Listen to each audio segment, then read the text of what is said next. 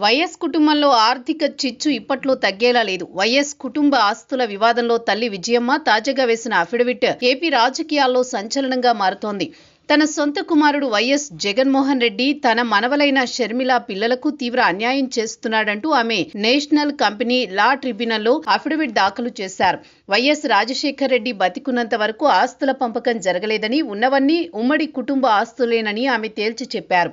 తన నలుగురు మనవలు మనవరాళ్లకు ఆస్తులను సమానంగా పంచాలన్నదే రాజశేఖర్ రెడ్డి ఆఖరి కోరికగా, ఆజ్ఞగా ఆమె గుర్తు చేశారు.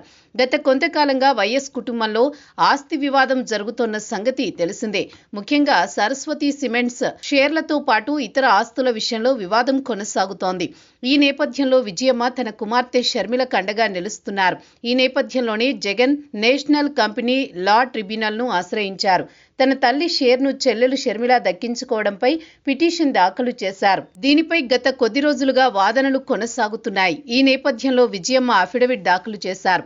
జగన్ తన మేనల్లుడు మేనకోడలికి దక్కాల్సిన వాటాలు ఇవ్వకుండా మోసం చేయడంపై విజయమ్మ తీవ్ర అసహనం వ్యక్తం చేశారు. సరస్వతి సిమెంట్స్ షేర్లతో పాటు యలహంక ఇల్లు కూడా షర్మిలదేనని, ఇది వైఎస్ఆర్ స్వయంగా ఇచ్చిన ఆదేశమని ఆమె స్పష్టం చేశారు. కేవలం రాజకీయ కారణాలతో లేదా ఇతర విభేదాలతో తన చెల్లెలి పిల్లలకు రావాల్సిన ఆస్తులను జగన్ అడ్డుకోవడం ధర్మం కాదని ఆమె ఆ ప్రత్యేక న్యాయస్థానానికి పేర్కొన్నారు.